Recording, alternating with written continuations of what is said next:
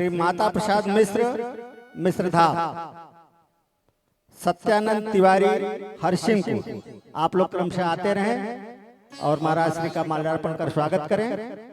श्री माता प्रसाद मिश्र मिश्रधाम, श्री सत्यानंद तिवारी हरसिंहपुर। तालियां से हम लोग भी स्वागत करते रहे भाई। हमको माला पहनाने का मौका नहीं मिल रहा है तो कम से कम हम तालियों से ही आपका स्वागत करें। गुलाब दुबे उर्फ रजऊ चाचा आ जाएं।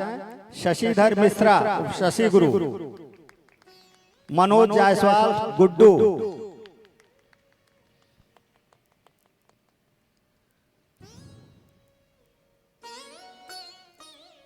नौजवान है, बढ़ते रहिए जरा। विनोद दुबे उर्फ मुन्ना, श्रीनाथ मिश्र मिश्रधाम, अमरेश उपाध्याय, घनश्याम मिश्र मिश्रधाम। तालियों की गड़गड़ाहट अनवरत चलनी चाहिए। अतुल उपाध्याय, जितन यादव,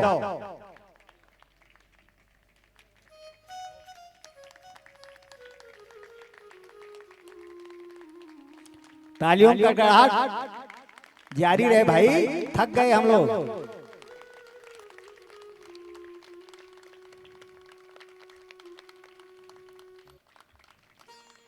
धीमी हो रही है तालियों की गड़गड़ाहट।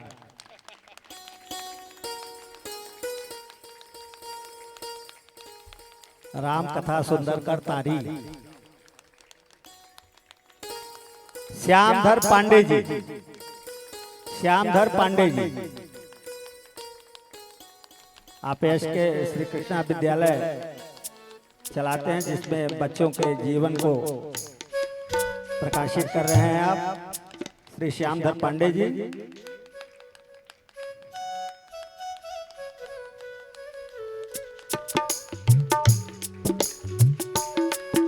बिना समय गंवाए अब मैं विद्यार्थी जी के चरणों में निवेदन करूंगा कि वो राम कथा का रसपान हम सबको कराएं।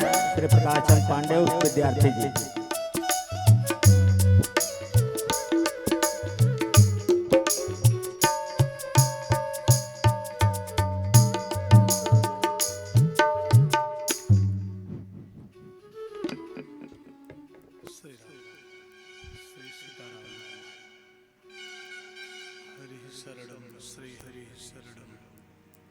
जय श्री सीताराम। श्री हरि शरणम। थोड़ा सा बेस कम करिएगा, टेबल बढ़ा।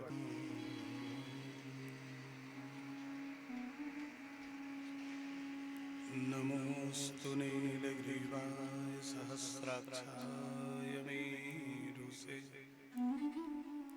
अथो जेजस्य सत्त्वानो हन्तेभ्यो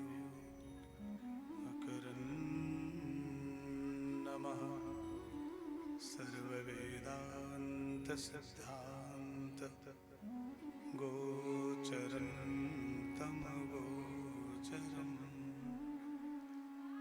गोविंदं परमानंदं सद्गुरुं प्रणतोऽस्म्यहम्। सर्वशक्ति महामाया दिव्य ज्ञान स्वरूपिणी, नवदुर्गे जगन्मातर प्रणमामि मुहुर्मुहुः।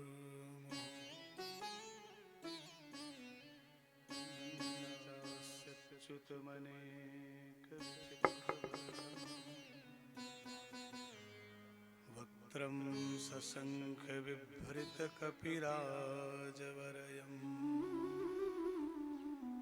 पीताम्बरादिमुकुटैरपि शोभमानम्, पिङ्गाक्षमञ्जनिसुतं ह्यनिशं स्मरामि। शौर्यं प्रसिद्धं कमनीयगात्रं महानुभावं रघुवंशकेतुं स्वयं प्रभु सदा विनयादिसिन्धो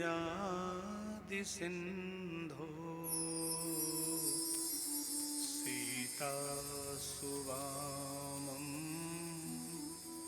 प्रणमामि रामं सीतासुवामं प्रणमामि जड़ चेतन जग जीव जत सकल राममय जान वंदौ सबके पद कमल सदा जोरी जुग पाल अपने अपने घरन की सब काहू को पीर तुम ही पीर सब घरन की धन्य धन्य रघुवीर श्री गुरु चरण हृदय धरि बहुरी सबहि सिर नाय बरनौ रघुबर विशद जस सुनि कलि कलुष नसाय वंदौ श्री तुलसी चरण जिनकीन्ह्यो जग काज कलि समुद्र डूबत लख्यो विरचो सप्त जहाज श्री तुलसीदास जी के पद कमल बारंबार मनाए गुण गाऊं सिय राम जू के हनुमत हो सहाय प्रेम से बोलिए सियावर रामचंद्र की जय हो। बोलिए वीरांजनेय जी महाराज की जय हो। आप लोग भी बोल रहे हैं कि यही लोग बोल रहे हैं लाउड स्पीकर वाले? कन्फर्म नहीं हो रहा है, जरा समझा जाए। असल में इतना बुलवा दिए हैं जय लोग ना, अब मंचई वाले सुरक्षित बच रहे हैं। बोलिए, थोड़ा मन से बोलिए आप लोग भी। बोलिए बाबा विश्वनाथ की। क्या बात है, आवाज में बुलंदी है। हालांकि मैंने जोर से बोलने को नहीं कहा, खाली मन से बोलने को कहा है। इसका मतलब पहले वाले में मन से नहीं बोले थे, अब मन लगा रहे हैं। बोलिए दुर्गा मैया की, बोल विंध्यवासिनी मैया की जय हो। गंगा महारानी की। अब की बार आप लोग भी बोल दीजिएगा, बोल दो चाहे जो हो जाए, बोल ही दो, चाहे देखा जाएगा जो होगा। सब लोग ये देखो, आप लोग बोलते हैं जय तो कहती हैं बोलो हम भी हैं। ऐसे काम ना चलाइए, बोलिए सब लोग खुल के बोलिए। सनातन धर्म की, तिलठी धाम की। अब कहूँगा जरा बुलंद आवाज में, आपकी गर्जना होनी चाहिए। सब लोग पूरी ताकत से, पूरे जोश में, क्योंकि पिछले वर्षों में कई बार आपके बीच में आया हूं और आप स्वभाव समझ गए होंगे कि हर मंच पर सबसे आखिर में भारत माता की जय बुलवाता हूं। और आप सबसे ही पूरे देश के प्रत्येक नागरिक से उम्मीद करता हूं कि राष्ट्रीय चिंतन के क्रम में पूरे समर्पण के भाव से गदगद हृदय मुक्त कंठ आपकी गर्जना होनी चाहिए देश के नाम पर।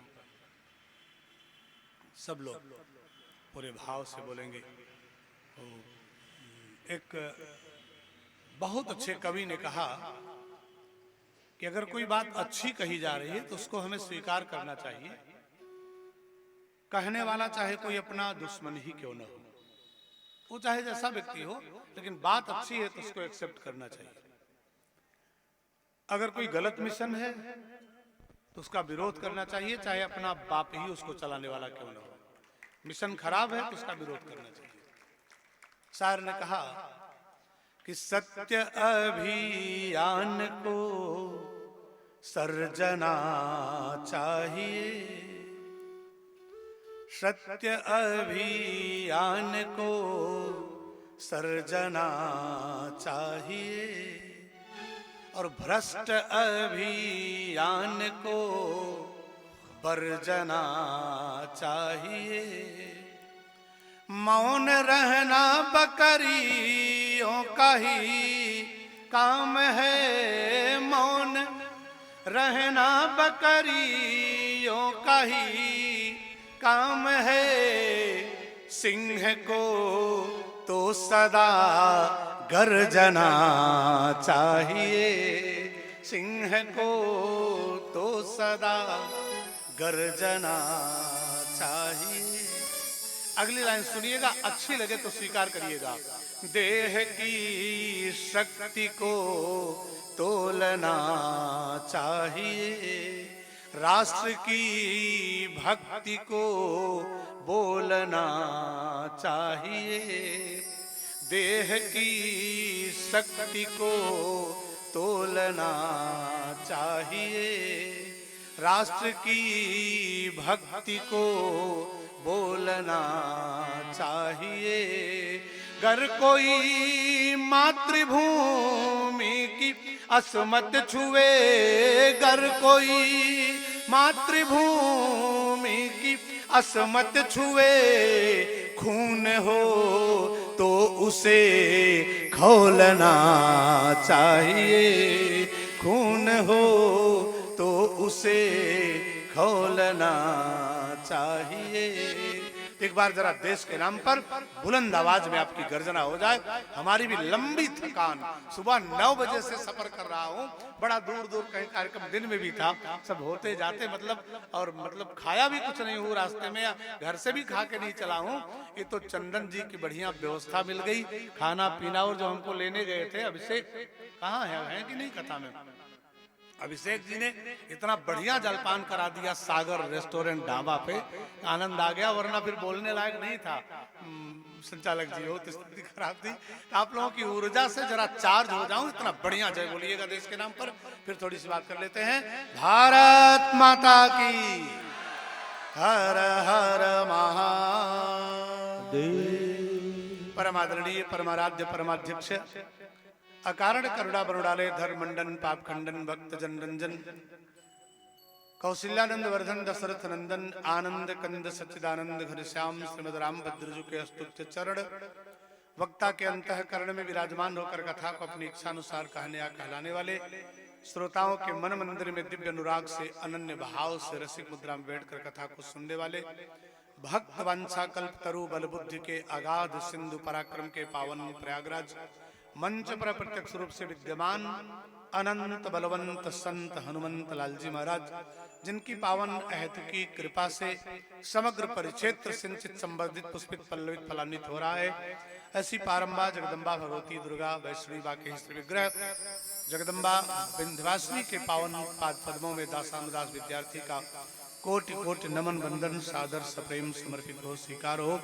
भागीरथी गंगा जी के उत्तरी पुलिन पर विराजमान ये तिलठी धाम, ये तिलठी गांव नहीं है, ये तिलठी धाम है।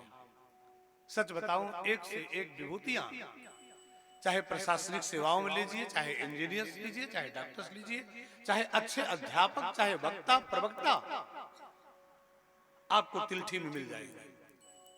सनातन धर्म की ध्वजा को लेकर के सिद्धेव स्वामी लक्ष्मणाचार्य जी जो यात्रा आरंभ किए तिलठी से, उसको और संबल प्रदान किया उनके सुपुत्र धर्मराज जी ने, और उसी क्रम को अपनी युवा सशक्त ऊर्जा से, एक आध्यात्मिक चेतना, युवा सशक्त हस्ताक्षर, उसी क्रम को आगे बढ़ाते हुए आपके इस गांव का नाम पूरे भारत में रोशन करने के लिए तैयार है नौजवान।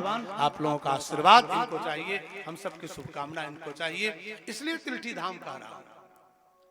इतनी उम्र के बच्चे मौज मस्ती में खेल रहे हैं, इधर उधर भटक रहे हैं, लेकिन मैंने पहली बार देखा तिलठी के ही मंच पर प्रथम सोपान में ही जितनी संख्या थी, मैं उधर से गाड़ी से आ रहा था, मुझे लगा आश्चर्य है, इतना ज्यादा लोग तो बिल्कुल पहले ही दिन और पहले व्याख्यान को सुनने के लिए यहाँ नहीं इकट्ठा होते थे, लेकिन आज जो द्वारिकाधीश को सुनने के लिए आए हैं, बहुत अच्छा। एक बात बताऊं, आप लोग बढ़िया आशीर्वाद इनको दीजिए, क्योंकि अगर मनोज मिश्रा जी बहुत अच्छी कथा सुनाएंगे तो कदाचित बनारस का नाम रोशन करेंगे।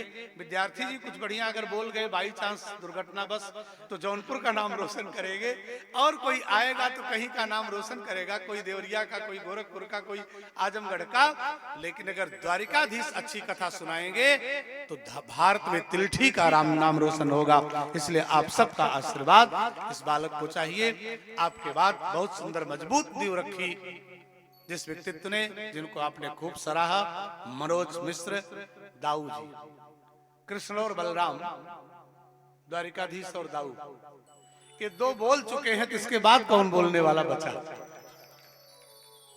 समझ रहे हैं ना? अब दाऊ बड़े भैया है, द्वारिकाधीश कृष्ण भले छोटे भैया हैं। इन दोनों के बोलने के बाद विशेषावतार शेषावतार दोनों बोल चुके हो, अब शिष्ट विशिष्ट दोनों बोल चुके, तो अशिष्ट को सुनने की इच्छा हो रही है आप लोगों की। मैं समझ नहीं पा रहा हूँ कि क्या सुनाऊं, लेकिन बहुत अच्छा क्रम है। आप दोनों का बहुत सुंदर व्याख्यान रहा, बहुत ऊर्जा संपन्न होकर के दाऊ जी बोले। अच्छा, एक बात मैं नहीं समझ पा रहा हूँ, इनकी सेहत, आपके यहाँ 2-4 साल पहले और आए थे, तब इतने हल्के नहीं थे जितने आज दिख रहे हैं ना। इनकी सेहत का राज आज समझ में आया। 3 बजे से आए हैं, खाए जा रहे हैं, मैं था नहीं लेकिन अनुमान कर रहा हूं, जब 8 बजे हाजमोला मंगवाए तब पता चला कितना खा रहे हैं। हाजमोला खा के खा रहे हैं, सेहत का पूरा ध्यान रखें। हमको आप लोग देखे होंगे ना, जैसे 10 साल पहले देखे होंगे, वैसे लगभग इतना खा रहा हूं, तब वो असर नहीं हो रहा है। जैसे था वैसे एक्सरे रिपोर्ट जैसे तब भी था, अब भी हूं, कोई अंतर नहीं पड़ रहा है। न तो कुछ है ना, हजम करने वाला हाजमोला ही है। तो आप दोनों बहुत अच्छा मजबूत नींव रखे इस कार्यक्रम की, आपका बहुत बहुत साधुवाद। हमारे जो बिल्कुल चारों लोग ना, गंगा जमुना सरस्वती और अक्षय वट की तरह से विराजमान संगीत वाले हैं, बहुत अच्छे। ये लोग तो बड़े पारंगत हैं, संगीत के बहुत अच्छे विद्वान हैं। जितना बढ़िया आप हारमोनियम प्ले कर रहे हैं, अर्गन वाले भैया तो हमेशा मुस्कुराते रहते हैं। और खुलुआ में आए थे एक बार, हमको आप दोनों को देख के बड़ा डर लगा। एक बार नहीं, कई बार आए हैं, लेकिन जब पिछली बार आए थे तब जो घटना घटी थी, हमको लगा मिर्जापुरा कभी आप सुरक्षित हैं। ये लोग वहां आए थे, बहुत बड़ा कांड करके गए थे। धीरे से पूछिएगा, बताएंगे लोग। तो मतलब कोई खराब काम नहीं किए थे। अच्छा भाई, कांड तो कांड है। अभी भैया सुनाए, बाल कांड से लंका कांड होते उत्तर कांड तक पहुंचे। सुनो, मतलब गुरु वशिष्ठ कुलपूज्य हमारे, और देखो कुंभकर्ण रावण दो भाई यहाँ से सुरमुंदुदाई शुरू किया, मत कीरत गतिभूत भलाई से लेके उत्तर कांड तक समाज शैली में आप कितना सुनना चाहते हैं। हमें तो लगता है सबसे ज्यादा दक्षिणा इन्हीं को मिलनी चाहिए, जो पहले ही दिन 7 कांड तक पहुंचा दिया आप लोगों को ना। इतना बढ़िया कोई सुनाएगा? हम लोग एक प्रसंग सुनाने में पसीना हो जाता है, तो खींच के उत्तर कांड तक ले गए, इतना बढ़िया। तो कांड तो सब है, लेकिन खराब कांड नहीं था। बहुत अच्छा आप लोग का संगीत साधना, आप लोग बहुत अच्छी है। हमारे यहाँ कथा होती है चंडी मंदिर पर, पुजारी यहाँ आ चुके हैं कई बार, मनोज जी भी जा चुके हैं, शायद कभी बहुत पहले बच्चे थे द्वारिका जी भी गए हैं वहाँ। तो वहाँ एक बहुत बढ़िया हारमोनियम बजाने वाले हैं हमारे यहाँ के एक आदमी, उनको देखे तो बहुत प्रसन्न हो गए, उनको भी शौक लगा हारमोनियम सीखने का। ये लोग तो बढ़िया कलाकार हैं। वो हारमोनियम खरीदे 12,000 की और खरीद करके ले गए अपने घर। तो रियाज करने के लिए एक बटन पर ऐसे अंगुली रखे और खूब हवा दिए, पो पो पो ऐसे करते रहे 15-20 मिनट हारमोनियम। उनकी पत्नी ने कहा बस करिए, बहुत खोपड़ी खा चुके आप, एक बटन दबा के आधा घंटा बैठे हैं, ऐसे हारमोनियम बजाई जाती है।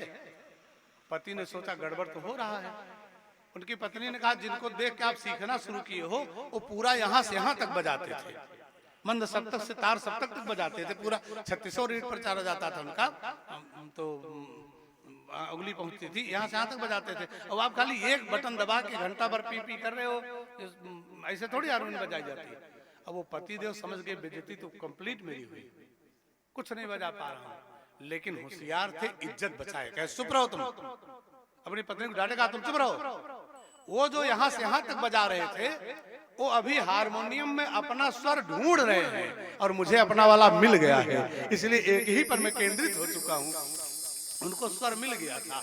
ये लोग तो बहुत अच्छे कलाकार हैं। संगीत है शक्ति ईश्वर की, हर स्वर में बसे हैं राम, रागी जो सुनाए रागनी, रोगी को मिले आराम। बहुत अच्छे संगीत साधना के सिद्ध लोग हैं। आपका बहुत बहुत अभिनंदन। आयोजन समिति के सम्माननीय अध्यक्ष जी, कोषाध्यक्ष जी, उपाध्यक्ष जी और प्रेरणा स्रोत हम सब के आपके इस मुलाकात के हेतु में सेतु की भूमिका निभाने वाले आदरणीय चंदन जी, बहुत बढ़िया प्रयास आपका, युवा चेतना है। आप सबके मंगल में भविष्य के अनेक शुभकामनाएं करता हूं। आप लोग इसी प्रकार से इस धर्म वृक्ष को और पुष्पित पल्लवित करते रहें। हमारे सुयोग्य वक्ता कवि हृदय स्वयं एक बढ़िया स्वर संधान जिनका है, आदरणीय राजनाथ चतुर्वेदी जी, जो कार्यक्रम के संचालक हैं, इतना बेहतरीन संचालन करते हैं कि कोई थोड़ा सा परेशान वक्ता हो तब भी वो बढ़िया बोल ले जाए। जब मजबूत नींव आप रख दिए जाते हैं तो आनंद आ जाता है, बोलने को मिलता है। वरना एक से एक संचालक मिल जाते हैं ना, दिमाग खराब हो जाता है। प्रतापगढ़ व्यक्ति संचालक थे और वो जो वो अपना मतलब अच्छे थे, विद्वान संचालक थे, लेकिन अब दिक्कत कभी कभी होती है, कथावाचक कम नहीं रह गए हैं, विलक्षण कथावाचक है। वहां जो कथावाचक आए थे उनका नाम बड़ा लंबा था, टेढ़ा था, स्वामी नंदनानंद नंदन जी महाराज।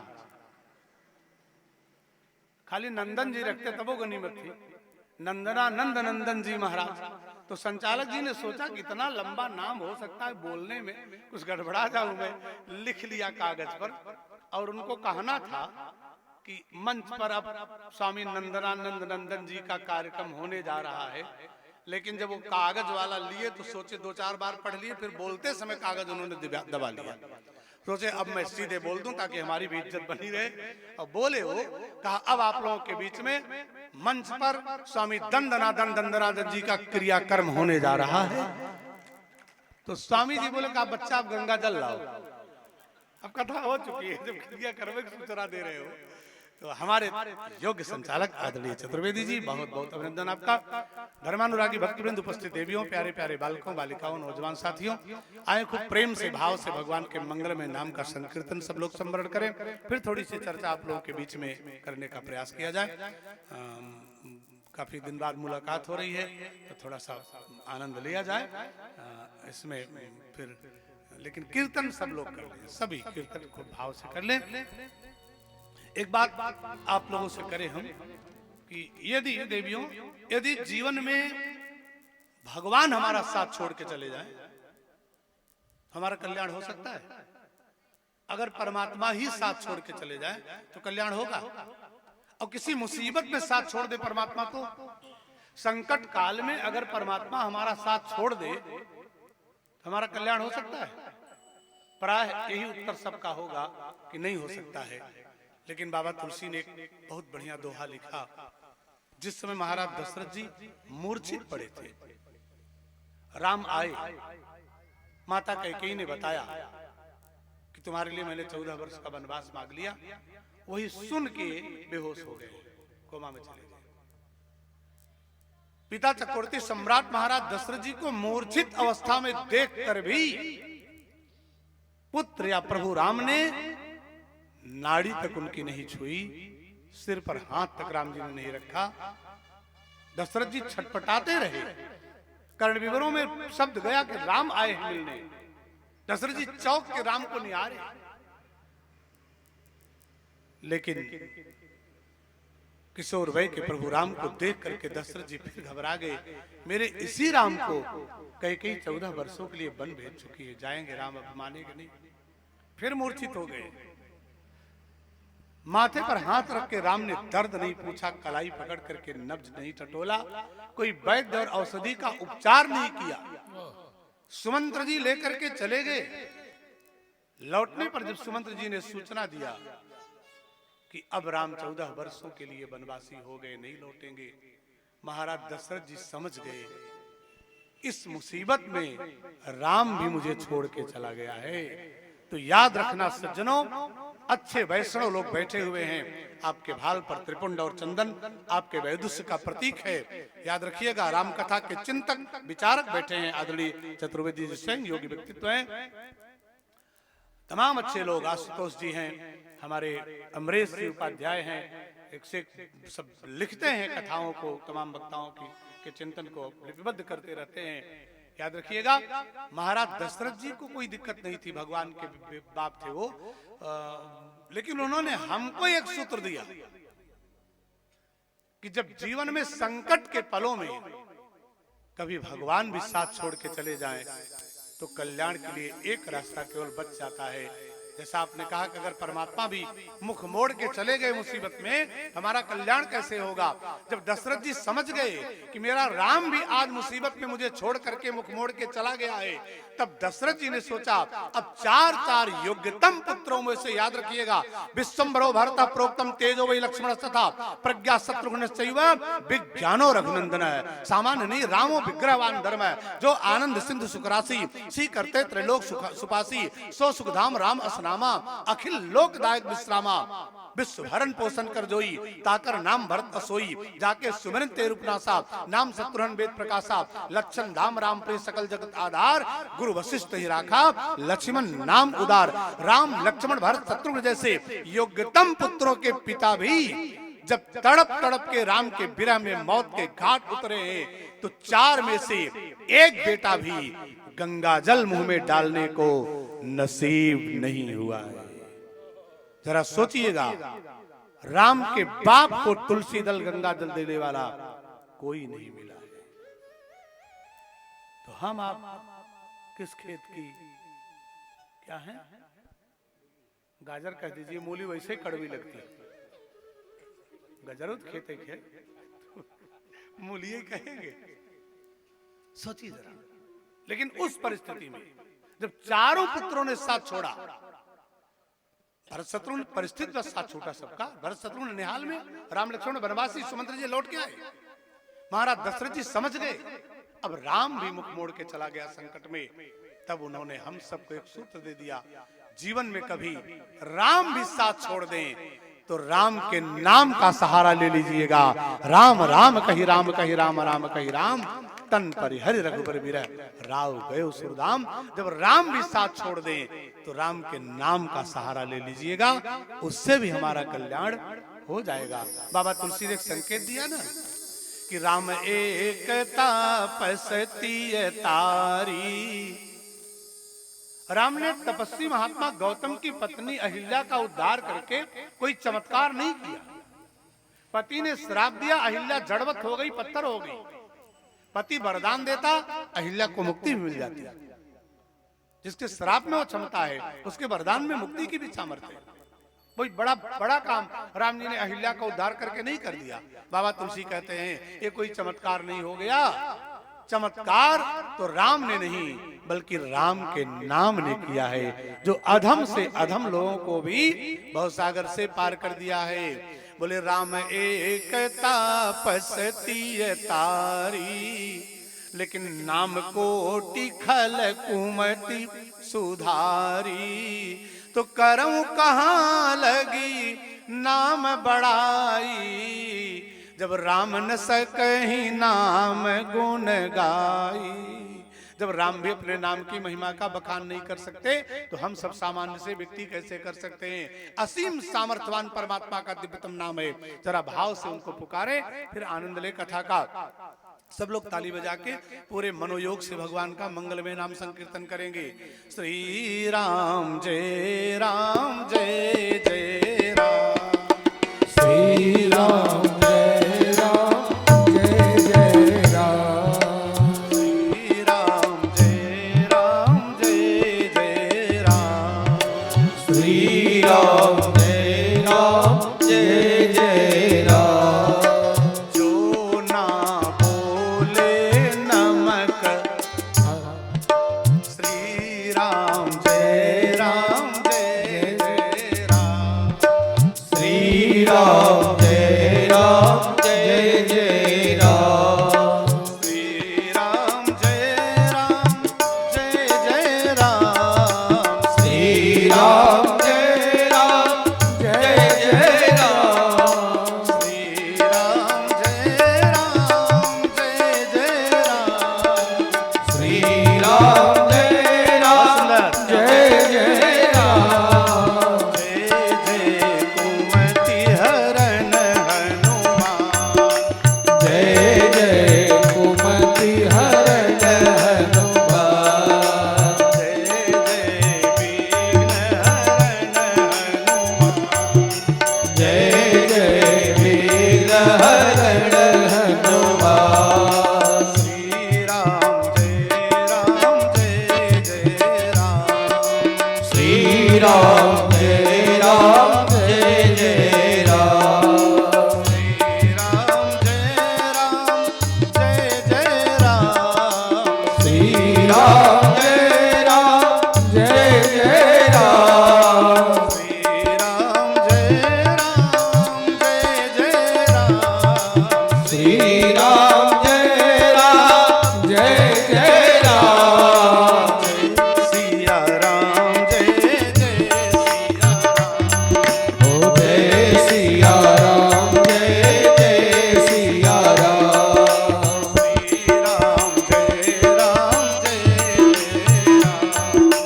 श्री राम जय राम जय जय राम, श्री राम जय राम जय जय राम, श्री राम जय राम जय जय राम, बोलिए सियावर रामचंद्र की जय हो।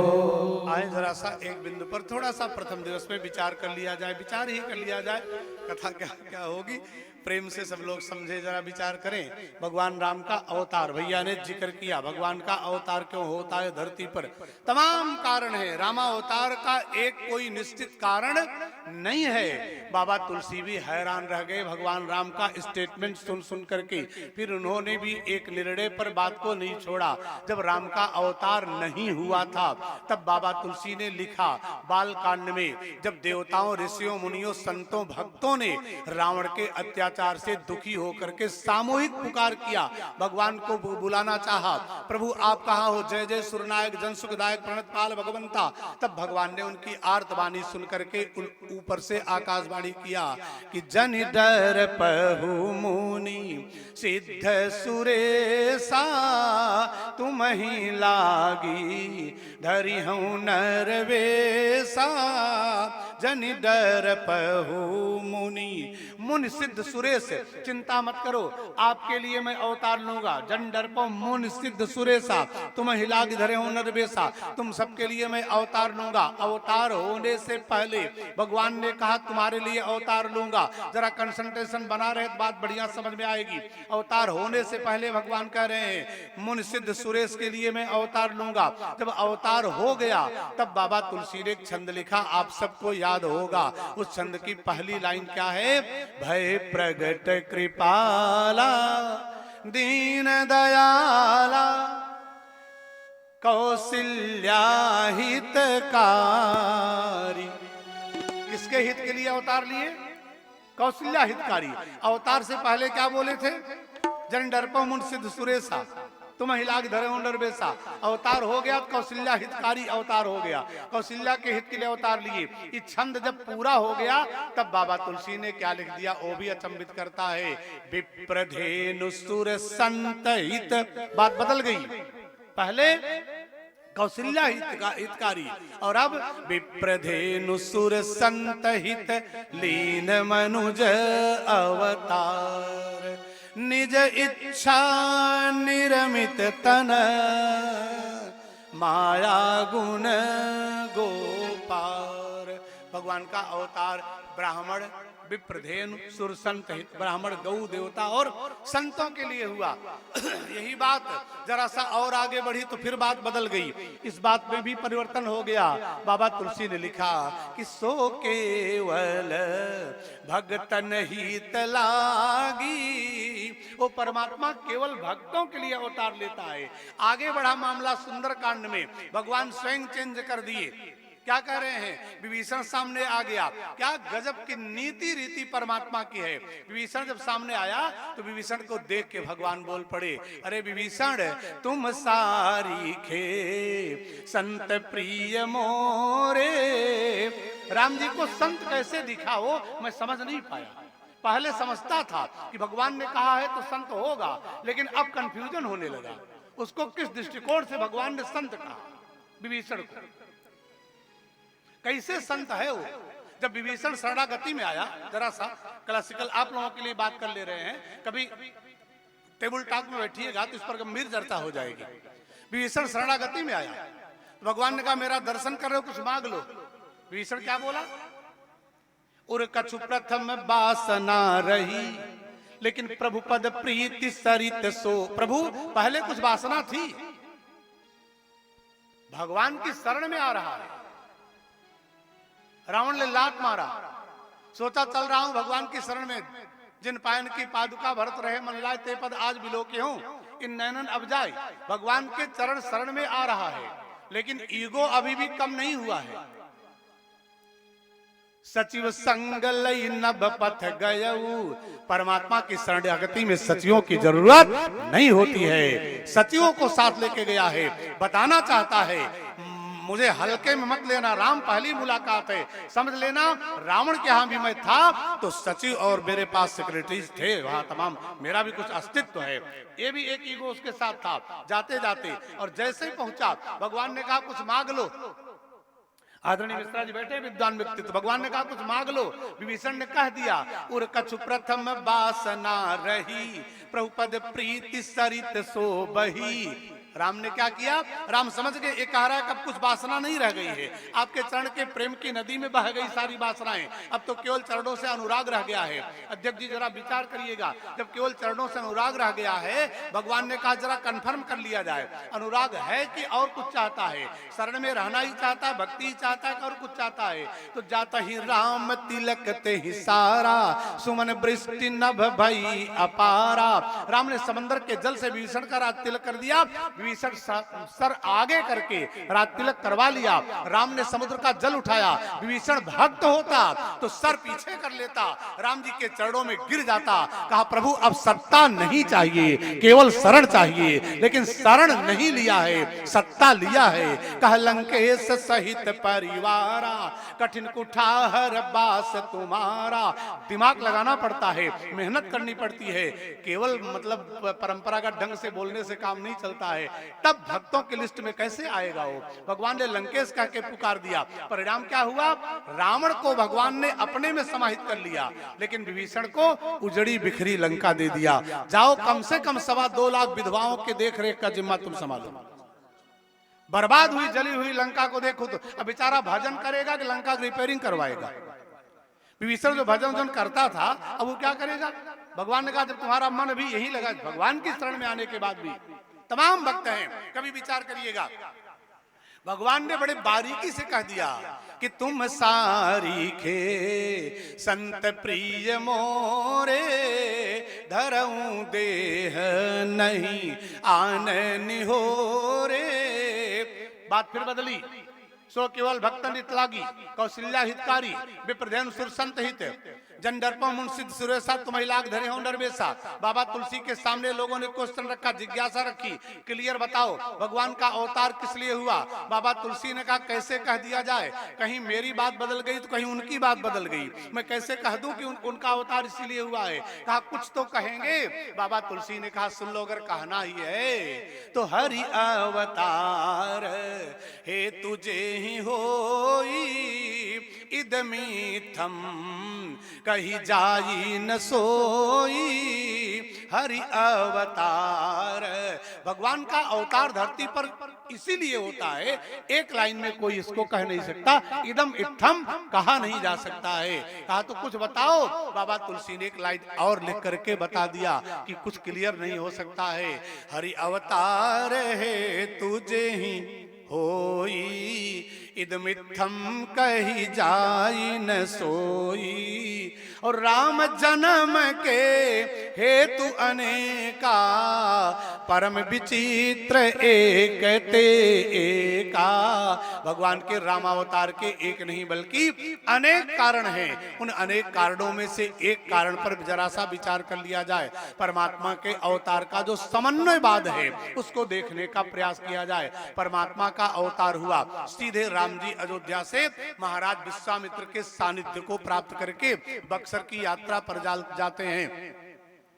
ताड़का सुबाहु का वध करते हैं, मारीची को 100 जो समंदर के उस पार फेंकते हैं, विश्वामित्र के यज्ञ की रक्षा करते हैं। और जब यज्ञ संपन्न हो गया तब लक्ष्मण जी ने कहा भैया महाराज जी से आदेश लिया जाए, यज्ञ रक्षा के लिए हमको बुला।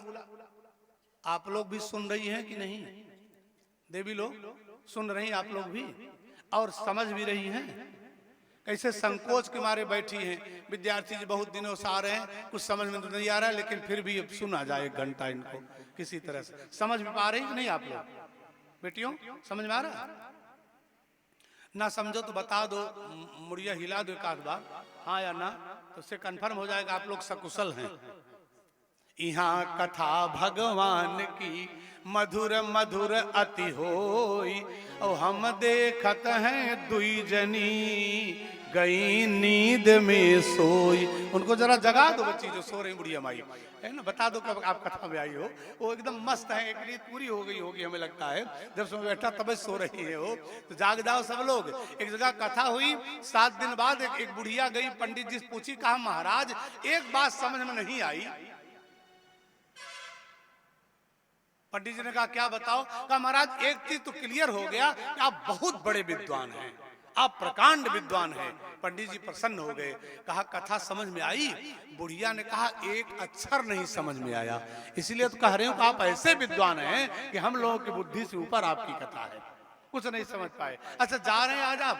पंडित जी ने कहा हाँ जा रहे हैं। कहा महाराज जाते जाते कम से कम एक बात बता दीजिए कि राम राक्षस थे कि रावण राक्षस था? पंडित जी ने कहा न राम ही राक्षस थे न रावण ही राक्षस था, राक्षस मैं ही था जो तुम जैसे राक्षस को कथा सुनाया 7 दिन। उन दोनों में से कोई नहीं, हम ही राक्षस थे जो तुमको कथा सुना दी। तो आप लोग समझ रहे हो कि नहीं? कथा समझो तो ठीक है।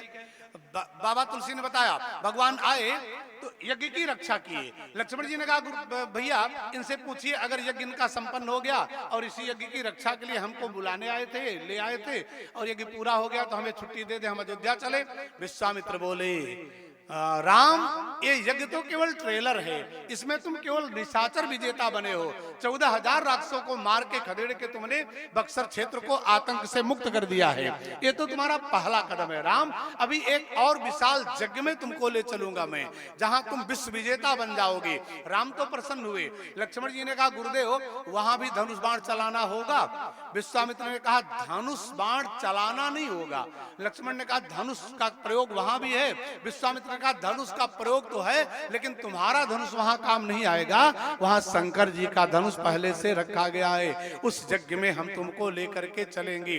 अब दोनों भाइयों को लेकर के धनुष यज्ञ सुनी रघुकुल नाथा, हरसी चले मुनिवर के साथा। धनुष यज्ञ सुनी मुनिवर विश्वामित्र जी के साथ राम लक्ष्मण दोनों दोनों भाई जनकपुर पहुंचते हैं। जैसे जनकपुर पहुंचे, नगर के मुख्य प्रवेश द्वार पर महाराज, महल के मुख्य प्रवेश द्वार पर महाराज जनक जी के दरवाजे पर विश्वामित्र और राम लक्ष्मण दोनों भाई पहुंच गए हैं।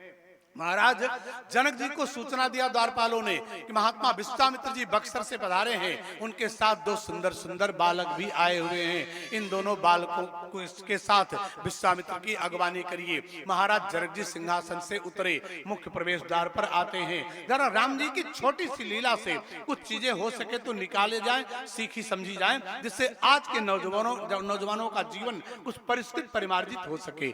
देखिए, जीवन की विकृतियों को दूर करने के लिए सत्संस्कारों की स्थापना की प्रक्रिया का नाम सत्संग है। हमारे जीवन में जो विषयों का विकार है, इससे मुक्ति मिले और सुंदर संस्कार नौजवानों के जीवन में उत्पन्न हो, इसी प्रक्रिया को पूरा करने का नाम सत्संग है। तो उस सत्संग में परमात्मा की प्रत्येक लीला में केवल आपका मन लग जाए तो भगवान की हर एक लीला आनंद से भरी पड़ी है, भुक्ति मुक्ति के साधनों से भरी पड़ी है। एक संत ने गजब बढ़िया कहा कि समाया है जो हर दिल में वही दिलवर हमारा है, समाया है जो हर दिल में वही दिलवर हमारा है, कि जिसकी नूर नजरों पे फिदा संसार सारा है। कभी वो देव की वसुदेव के बंधन छुड़ाता है, कभी मैया यशोदा के यहाँ माखन चुराता है, कभी मैया यशोदा के यहाँ माखन चुराता है। अयोध्या में कभी जाकर दिखाता बाल लीलाएं, वो कभी दशरथ के आंगन में बना आदर्श सीमाएं, कभी बंसी बजाता है, कभी धनुआ चलाता है। हमारा माधव, हमारा राघव कभी बंसी बजाता है, कभी धनुआ चलाता है। वो हर गुलशन का माली है, वो हम सब का दुलारा है। वो हर गुलशन का माली है, वो हम सब का सहारा है। तो उनकी अनंत लीलाओं में से जिधर ही मन लगा दे वही आनंद उपदेश भुक्त मुक्ति का साधन भरा पड़ा है। परमात्मा की हर एक जुम्बिश उपदेशों से लबरेज है, खाली उसको टटोलने निकालने की जरूरत है। राम लक्ष्मण दोनों भाई विश्वामित्र के दोनों तरफ खड़े हुए हैं, जनक जी के महल के प्रवेश द्वार पर खड़े हुए हैं। जनक जी आते हैं, सुंदर अभिवादन प्रक्रिया करते हैं। अभिवादन के बाद मोस्ट वेलकम, अभिवादन किया, अभिनंदन किया। शिष्टाचार भी यही है, आपके घर पे कोई अतिथि आ जाए, भोजन का वक्त है, भोजन करा दीजिए। अगर आपकी जिम्मेदारी है देवियों, अतिथि देवो भव, भोजन का समय है, अपने पति के लिए, बेटे के लिए, अपने लिए भोजन आपने रखा है। लेकिन अगर अतिथि कोई आ गया, संत महात्मा कोई फकीर आ गया, तो उसको भोजन तुरंत पूछ लीजिए, भोजन करा दीजिए। भोजन नहीं करा सकते हैं किसी परिस्थिति में तो चना चबेना, जलपान, भूजा, आलू मटर कुछ न कुछ खिला दीजिए, नाश्ता पानी करा दीजिए। ये भी नहीं कर सकते हैं, करा सकते हैं, अतिथि के आने पर एक गिलास पानी, एक कप चाय जरूर उसको दे दीजिए। अगर इतना भी नहीं कर सकते अतिथि के आने पर, तो आप जहां बैठे हैं ना, जिस बिस्तर चारपाई सोफे पर बैठे हो, उठ करके 2 कदम आगे बढ़ करके वेलकम कर लीजिए, अतिथि का स्वागत कर लीजिए। और यदि ये भी नहीं कर सकते हैं तो कम से कम जहां बैठे हैं, नहीं उठ सकते हैं तो जहां बैठे हैं वहीं बैठे बैठे प्रेम से 2 मीठे बोल बोल दीजिए, जिससे अतिथि संतुष्ट हो जाए। और यदि ये भी नहीं कर सकते हैं, किसी अतिथि मेहमान के आ जाने पर यदि यह भी नहीं कर सकते हैं, तो जहां आप बैठे हैं वहीं बैठे बैठे एक मुस्कान उसको दे दीजिए। आपके चेहरे पर अगर मुस्कान आ जाए, मुस्कुराहट आ जाए, एक स्माइल तो अपनी अतिथि को दीजिए, जिससे अतिथि को लग जाए कि मेरा आना इनको बुरा नहीं लगा। कम से कम कुछ ना कर सके तो मनुष्य होने के नाते अतिथि के सामने जरा मुस्कुरा दीजिए। और यदि मुस्कुरा भी नहीं सकते हैं तो चुल्लू भर पानी में डूब के मर जाना चाहिए, क्योंकि अब इंसान कहलाने के हकदार नहीं रह जाते हैं, इंसानियत गई। महाराज जनक जी सिंहासन छोड़े, जोगी नाम जनको बर है, सत्तासीन है, जोगियों में श्रेष्ठ हैं, विदेह राज हैं, सामान्य जोगी नहीं है। याद रखना, कच्ची घानी सरसों का तेल का प्रचार करने वाले जोगाचार्य नहीं है जनक जी, वो मैदा वाला बिस्कुट का प्रचार करने वाले जोगी नहीं है महाराज जनक जी। याद रखिएगा, वो मैगी मत खाओ, हमारी मैगी खाओ, ये मैदे से नहीं आटे से बनी है, वो वाले जोगी नहीं है। याद रखना, जब कोई योगाचार्य हो जाएगा, शरीर 3 प्रकार का होता है। चतुर्वेदी जी बैठे विद्वान व्यक्तित्व हैं। स्थूल शरीर, सूक्ष्म शरीर, कारण शरीर। जब कोई योगाचार्य हो जाएगा तब याद रखना, स्थूल शरीर में व्याधि है, सूक्ष्म शरीर में आदि है। जब स्थूल सूक्ष्म दोनों से कोई ऊपर उठता है, स्थूल में व्याधि होती है, सूक्ष्म में आदि होती है, कारण शरीर में समाधि होती है। जब उसमें कोई जाएगा तब समाधि लगेगी। और जब योग में कोई आप जाएंगे आगे ना, तो याद रखना, प्रचार करने से योग नहीं होता। समत्वम योग उच्चते, योग कर्मस कौशलम अथ योग अनुशासनम। योग में जब आप जाएंगे, ब्रह्म जीव समा योगो, योग योग है। तब भगवान कहते हैं योगक्षेमम वहाम्यहम्। वो जोगी जनक जी हैं। जनक जी आ गए, अगवानी करते हैं, अभिमान नहीं है कुछ जरा सा। विश्वामित्र को सादर प्रणाम किए, अभिवादन किए, और नजर चली गई राम लक्ष्मण दोनों बच्चों के ऊपर। महाराज जनक जी हाथ जोड़े जोड़े विश्वामित्र से पूछ लिए, कहा महाराज जरा कृपा करके जल्दी से बता दीजिए कि कहूँ नाथ ये सुंदर दो बालक, मुनिकुल तिलक कि नृपकुल पालक, कहूँ नाथ। महाराज विश्वामित्र जी जरा कृपा करके आप बताइए, ये दोनों बच्चे जो आपके साथ हैं, ये दोनों राजकुमार जो आपके साथ हैं, जो बच्चे आपके साथ हैं, बालक हैं, ये किसी राजा के राजकुमार हैं या फिर आपके आश्रम के विद्यार्थी हैं? याद रखना, 2 संतों का संवाद हो रहा है। जनक जी ने प्रश्न किया है, उत्तर विश्वामित्र को देना है, और दोनों राम को पहचान रहे हैं। विश्वामित्र जी परिचय नहीं बताए, जनक जी प्रणाम कर लिए। जनक जी ने पूछा ये दोनों कौन हैं? मानो जनक जी अपने लिए नहीं पूछ रहे हैं, संभवतः विश्वामित्र के लिए पूछ रहे हैं। इनकी असलियत भी आप जान रहे हैं कि केवल चेला बना के इनको लेके घूम रहे हैं। प्रश्न में उनके जरा सा दुभाष है। कहु नाथ सुंदर दो बालक, ये मुनिकुल तिलक कि नृपकुल पालक। विश्वामित्र मुस्कुराए, कहा ये जनक, मैं बताऊंगा ये राजा के राजकुमार हैं कि मेरे आश्रम के विद्यार्थी हैं। ये मुनिकुल नृपकुल तिलक मुनिकुल पालक हैं, मैं इस प्रश्न का उत्तर दूंगा। लेकिन 2 ही विकल्प में आप इनको देख रहे हैं। क्या ये वास्तव में आपको राजा के राजकुमार या किसी आश्रम के विद्यार्थी ही लग रहे हैं? बाहर से देखने में चाहे जो लग रहे हैं, अंदर से आपकी फीलिंग क्या है? जनक जी ने विश्वामित्र को 2 ही विकल्पों में उलझाना चाहा।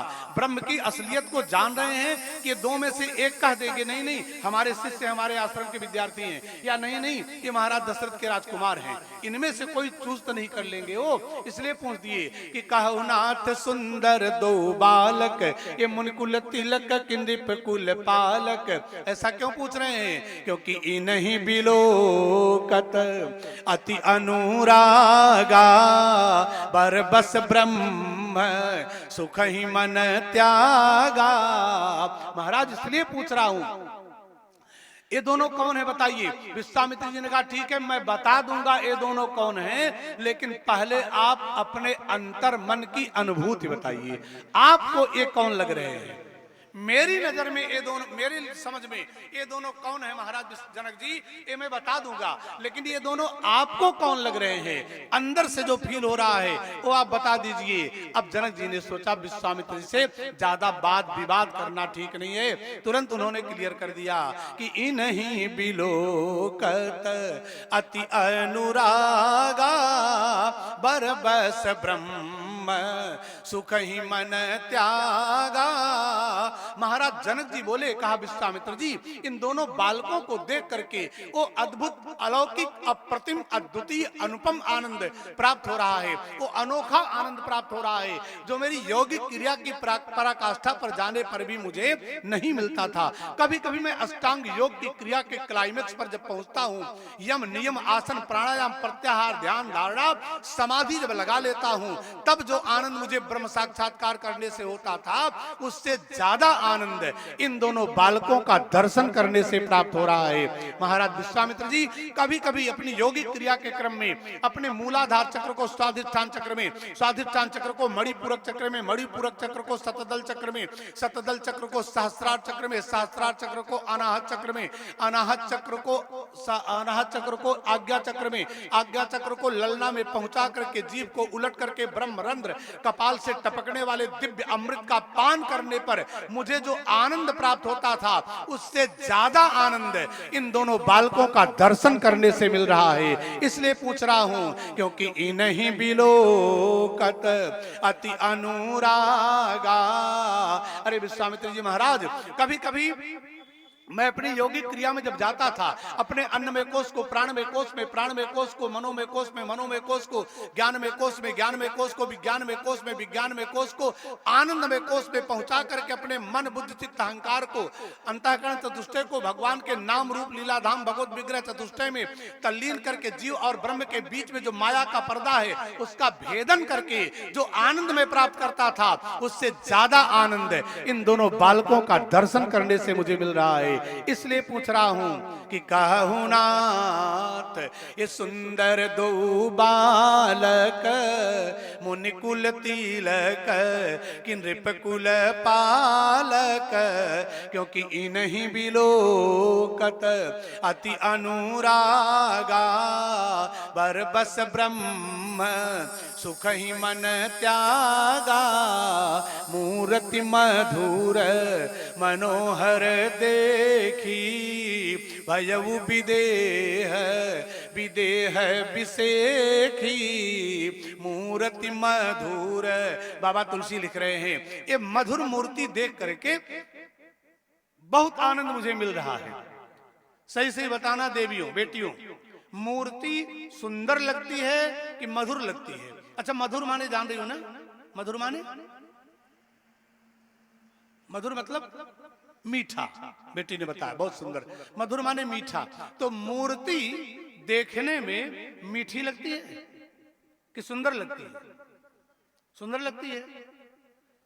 लेकिन बाबा तुलसी जी मधुर लिख रहे हैं, मूर्ति मीठी लग रही है। अब तो थोड़ा फैशन में आ गया है, स्वीट क्वीट लोग कहने लगे ना, बहुत स्वीट लग रहे हो, बहुत क्यूट लग रहे हो, तो मधुरता तो अब महसूस होने लगी है। वरना पहले मूर्तियां सुंदर लगती थी। आप विंध्यवासिनी का दर्शन करने जाए, दिव्य श्रृंगार होगा, आप कहेंगे बहुत सुंदर लग रही है माता जी ना। महाकाली, किसी भी देवी देवता का दर्शन करें तो मूर्ति सुंदर होती है कि मीठी होती है? मूर्ति प्रायः सुंदर ही लगती है। बाबा तुलसी मूर्ति को मधुर लिख रहे हैं। लोगों ने पूछा मधुर क्यों लिख रहे हो बाबा? मूर्ति सुंदर लिखो, अद्भुत लिख दो, अनुपम लिख दो, अप्रतिम लिख दो, मनोहर लिख दो, लोचनाभिराम लिख दो, नयनाभिराम लिख दो, मनाकर्षक लिख दो, चित्ताकर्षक लिख दो, अपरिमेय लिख दो, अप्रतिम लिख दो, अद्वितीय लिख दो, अनुपम लिख दो, यूनिक लिख दो, हैंडसम लिख दो, ब्यूटीफुल लिख दो, प्रेटी लिख दो, नैंसी लिख दो, ग्लोरियस लिख दो, अट्रैक्टिव लिख दो, चार्मिंग लिख दो, कुछ लिख देते। लेकिन मूर्ति मधुर कैसे हो रही है? अनेक शब्द है सुंदरता के बदले में प्रयोग कर देते हैं आप, लेकिन ये मधुर आप क्यों कह रहे हैं? बाबा तुलसी ने कहा मधुर लग रही है तो कह रहा हूं। मूर्ति मीठी नहीं होती है, मूर्ति हमेशा सुंदर होती है। लेकिन बाबा तुलसी ने कहा कि मूर्ति मधुर मनोहर देखी, भयउ विदेह विदेह विसेकी। भक्तों ने कहा मूर्ति मधुर कैसे हो गई? ये मीठी नहीं होती। अगर कोई जीभ से चाटे भी मूर्ति को तो कुछ खट्टा फट्टा लगेगा हो। अगर हनुमान जी की मूर्ति है, लड्डू खाए मुंह चाट लो तो भले कुछ मीठा लग जाए, चरण छू लो तो खट्टा ही लगेगा, नमकीन लगेगा, कुछ अजीब सा स्वाद मिलेगा, उसमें मिठास नहीं आएगी। फिर मधुर लिखा कैसे इन्होंने? संत तुलसी से लोगों ने क्वेश्चन किया, आपने मधुर क्यों लिख दिया? कहा देखो जरा मूर्ति किसकी है, ये मधुर इसीलिए लग रही है। कहा किस लिए? कहा इसलिए ये मूर्ति किसकी है? रामेव परब्रह्म, रामेव परात्पर, रामेव परमम तत्वम। जरा एक बात और जल्दी से आप लोग बता दो, मूर्ति तो सुंदर लगती है, मूर्ति मनोहर लगती है, मूर्ति अच्छी लगती है, लेकिन रस कैसा लगता है? रस सुंदर होता है कि मीठा होता है? रस की प्रशंसा होगी तो कहेंगे ना कि रस बड़ा मीठा है, कोई कहेगा रस बड़ा हैंडसम है, रस बड़ा ब्यूटीफुल है, प्रेटी नैंसी चार्मिंग ग्लोरियस, कुछ है रस? नहीं नहीं, रस बड़ा मीठा है। बाबा तुलसी ने कहा ये है कैसी मूर्ति, किसकी मूर्ति है? कहा रामेव परब्रह्म है, रामेव परात्पर है, रामेव परमम तत्वम, श्री राम ब्रह्म तारक है। ये मूर्ति ब्रह्म की है। और ब्रह्म कौन है? रसो वही सह। जनक जी अगर सामान्य मूर्ति देखते तो सुंदर लिखते बाबा तुलसी, ये तो ब्रह्म रस का आनंद ले रहे हैं, और रस हमेशा मीठा लगता है। इसलिए मूर्ति मधुर मनोहर देखी, भयऊ विदेह विदेह विसेखी, मूर्ति मधुर। मूर्ति ब्रह्म की है। ब्रह्म एक रस है, एक रस नहीं है, बल्कि समग्र सृष्टि में व्याप्त सभी रसों का परम स्रोत पर ब्रह्म है। तो जब वो ब्रह्म रस की अनुभूति हो रही है तो रस हमेशा मधुर लगेगा, रस कभी सुंदर नहीं लगता, वो रस मीठा है। इसलिए बाबा ने लिख दिया कि मूर्ति मधुर मनोहर देखी, भयऊ विदेह विदेह विसेखी।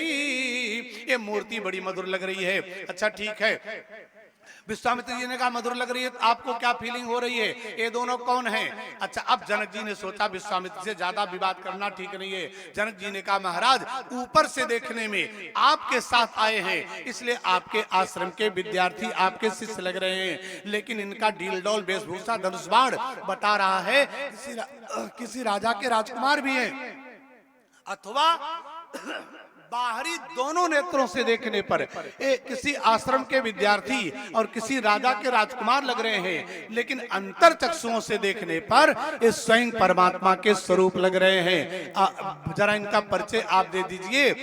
विश्वामित्र जी ने कहा ये भक्तों की अपनी अपनी धारणा है, और ब्रह्म को जिस रूप में आप देखना चाहें, जाकी रही भावना जैसी, प्रभु मूर्ति देखी तिन तैसी।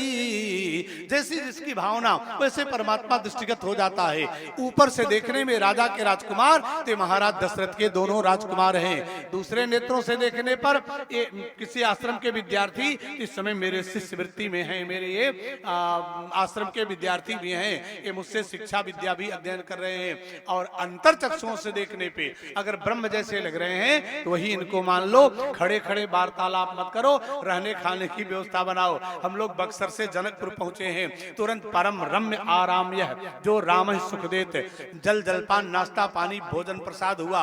इसके बाद सुंदर आरामशाला में विश्वामित्र और राम लक्ष्मण दोनों भाई विश्राम करते हैं। विश्राम करने के बाद लगभग दिन में 2-3 बजे के आसपास राम जी उठे, गुरु जी के पास गए। धीरे से राम जी ने कहा गुरुदेव नाथ लखन पुर देखन चाहिए। गुरुदेव लक्ष्मण जनकपुर नगर देखना चाहता है। गुरुजी ने कहा अच्छा लक्ष्मण देखना चाहता है कि तुम? अच्छा, देखना राम चाहते थे, जनकपुर में घूमना राम जी चाहते थे, बहाना लक्ष्मण का किया कि मैं कैसे कहूं कि मेरा लक्ष्मण। जैसे हम लोगों को विंध्याचल जाना हुआ दर्शन करने के लिए, तो आप लोगों से रिक्वेस्ट करेंगे कि मनोज जी की इच्छा है जरा विंध्यवासिनी के दर्शन करा दिया जाए। अपने ऊपर नहीं लेंगे, अरे जरा इनको 2 पूड़ी और लाओ, तो देने वाला समझ जाएगा 2 इनको 1 इनको भी। बहाना लक्ष्मण का लिया राम जी ने। इच्छा राम की स्वयं की भी थी कि जनकपुर नगर में आए हैं तो 2-3 घंटे का टाइम है, धनुष यज्ञ तो कल परसों में है, पहले आ गए जरा नगर में घूम भी लिया जाए, राम की इच्छा थी। लेकिन गए लक्ष्मण का बहाना लिए, नाथ लखन पुर देखन चाहिए। विश्वामित्र जी लेटे हैं, राम जी उनके पास पहुंचे, गुरुदेव लक्ष्मण भैया जनकपुर नगर देखना चाहता है। विश्वामित्र लेटे ही लेटे पूछे राम यदि लक्ष्मण देखना चाहता है, यह बात तुम क्यों कह रहे हो? अच्छा, बोलने में ज्यादा तेज लक्ष्मण है कि राम? ज्यादा कौन बोलते हैं? आप लोगों से पूछ रहा हूं जरा, राम ज्यादा बोलते हैं कि लक्ष्मण? एक बार नाम लीजिए, बड़ा पुण्य मिलेगा। दोनों में से किसी का नाम लीजिए, कौन ज्यादा बोलते हैं? लक्ष्मण। कंफर्म है ना?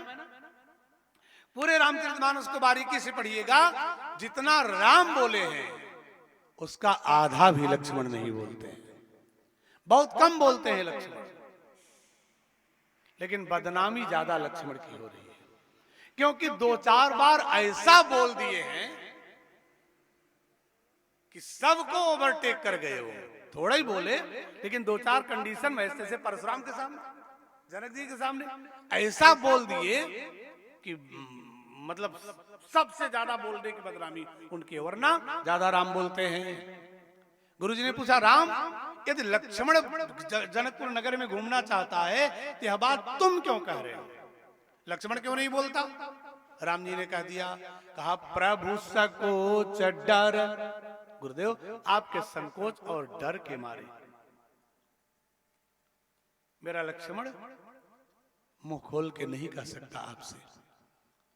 गुरुजी ने कहा, अच्छा ठीक है, यदि लक्ष्मण मुझसे नहीं कह सकता संकोच और डर के मारे, तो राम तुमसे लक्ष्मण ने कहा कि भैया नगर में घूमना चाहता हूं। राम गंभीर हो गए।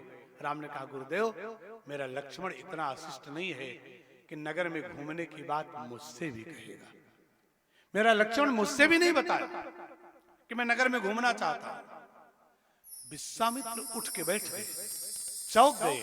कहा, राम अगर तुम कह रहे हो कि लक्ष्मण नगर में घूमना चाहता है, इसका मतलब बात सच है, लेकिन यदि लक्ष्मण ने तुमसे नहीं कहा तो तुम जान कैसे गए? लक्ष्मण घूमना चाहता, ये तुम कह रहे हो, इट्स 100% ट्रूथ, बट लक्ष्मण ने कहा नहीं और तुम जान गए, इट्स मोस्टली वंडरफुल। आश्चर्य राम, तुम जान कैसे गए? राम गंभीर होके बोले, अंतिम दृश्य ध्यान से सुनिएगा आज का। राम ने कहा, गुरुदेव जब शाम को आप विश्राम करते हैं तो हम दोनों भाई आपका चरण चापन करते हैं, गुरु जी का पैर दबाते हैं। बच्चों समझ रहे हो ना? घर में कोई संत आ जाए, महात्मा आ जाए, अतिथि आ जाए, या आप लोग भी कोई बुजुर्ग बुआ जी आ जाए, समझ रहे हो ना? उनका पैर दबाओ, सिर दबाओ, हिमगंगे तेलोल मालिश करो। कोई बुजुर्ग महिला आ जाए घर में अतिथि बन के, उनकी सेवा करो। अभी मैं आया और सच बताऊं, हृदय आह्लादित हो गया। इतनी अच्छी कथा कहने वाले द्वारिकाधीश जी जैसे ही गए प्रणाम करने, मुझे तुरंत कहे, लेट जाइए जरा, पैर दबा दे, आप यात्रा करके आए हैं। एक वाक्य कहने भर में आशीर्वाद हृदय से निकलने लगता है। जो भाव निकल रहा है, मन से उतर के कथा व्यास होकर के जा रहा है लड़का और कह रहा है, आप जरा गुरुदेव लेट जाइए, आपका पैर दबा दूंगा। हमने कहा, अभी तुम बोल क्या रहे हो? बैठो, आराम करो, बैठो बैठो बैठो। बड़ों की सेवा करना नौजवानों का धर्म है, और 3 कार्य करते समय हमें कभी भी आज्ञा का पालन नहीं करना चाहिए। देवियां सुन ले ध्यान से, पति की आज्ञा भी नहीं माननी चाहिए, सासू ससुर की आज्ञा भी नहीं माननी चाहिए, माता पिता और गुरु की भी आज्ञा नहीं माननी चाहिए। लेकिन ये ध्यान बना रहे कि विद्यार्थी जी 3 कार्य के लिए ही बता रहे हैं, वरना आप घर जाओ, पतिदेव कह दे जरा 1 कप चाय बनाओ, और तुरंत आप कह दो आज विद्यार्थी जी बताए हैं पति की आज्ञा नहीं माननी चाहिए। ऐसा नहीं कह रहा हूं मैं, केवल 3 कार्यों में। पहला, भोजन करवाते समय आपने सोचा गरम गरम पूड़ी खिलाऊं गुरु जी को, बना दिया गरम पूड़ी, 2 पूड़ी आपने परोसा, फिर तलने गई कढ़ाई में, प्लेट पे फिर लेकर आई, महाराज जी और पूड़ी दे दें। अब महाराज के मुंह से निकल गया, नहीं नहीं अब रहने दो। अब आप आज्ञा मान गई, पूड़ी नहीं दिया आपने, महाराज ने कह दिया रहने दो, अब आप आज्ञा मान गई। रात में चैन से सो पाएंगे महाराज? वो पलटवा वाली पुड़िया सपने में देखेंगे रतिया भर, बिना मतलब क्यों मैंने मना कर दिया। इसलिए भोजन करवाते समय आज्ञा का पालन तुरंत नहीं करना चाहिए। दान करते समय भी आज्ञा का पालन तुरंत नहीं करना चाहिए। कभी कभी आप लोग दक्षिणा उक्षिणा देना चाहते हैं अमरेश जी? कोई भी देना चाहता है, आपके घर में चले गए, आपने चाय पानी कराया, दक्षिणा देना चाहा, हम लोगों के मुंह से निकल जाता है, अरे रहने दीजिए, इसकी क्या जरूरत है। ये एकदम फालतू हम लोग ऊपर से बोलते हैं, अंदर से कभी नहीं कहते कि रहने दीजिए, दक्षिणा मत दीजिए। अंदर से ही इच्छा होती थोड़ा बढ़ा के क्यों नहीं दे रहे। एक जगह भैया मैं फंस गया, सुल्तानपुर जिले में भागवत कथा थी, चौथे दिन एक औरत पड़ोस में थी, वो ले गई अपने घर, कहा महाराज जरा हमारे घर चढ़ दीजिए। हम चले गए, ठीक है चलो भाई पड़ोसी में है तो चले गए। वहाँ वो काफी उफी बनाई, बढ़िया नमकीन बर्फी उर्फी खिलाई। 15 मिनट हम रुके, फिर हमने कहा अच्छा चलते हैं देवी जी। तो कही महाराज जरा 1 मिनट रुकिए। तो मैं समझ गया दक्षिणा लाने गई। अंदर गई, पर्स लेके निकली, चैन खोली, 500 का नोट निकाली, मुझे देना चाहिए। फॉर्मेलिटी में मेरे मुंह से निकल गया, अरे रखिए इसकी क्या जरूरत, रखिए। वो बेवकूफ औरत वापस पर्स में डाल दी।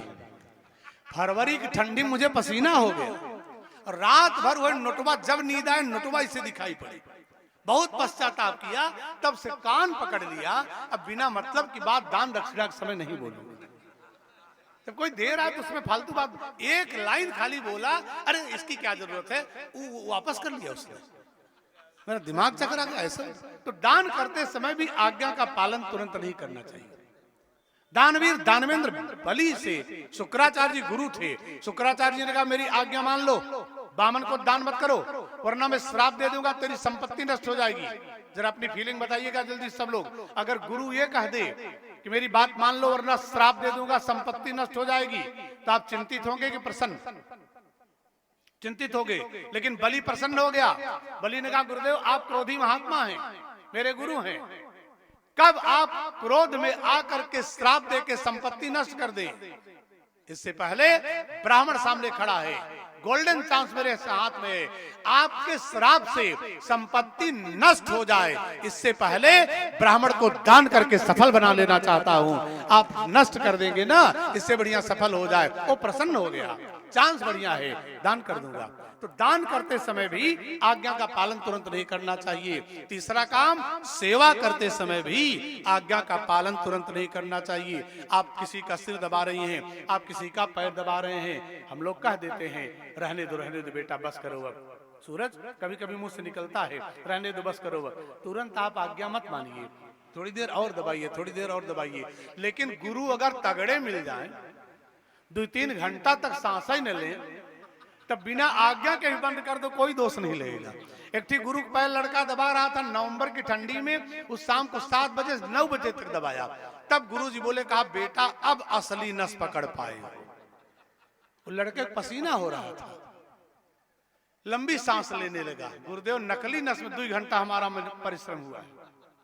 गुरुजी ने सोचा इससे कुछ बातचीत करें, मना बहलेगा तब दबाएगा, असली नस सब पकड़ में आई है। ये 2 घंटा फालतू हो गया, अब इससे क्या करूं मैं। गुरुजी ने पूछा कहा बेटा कितने भाई हो तुम?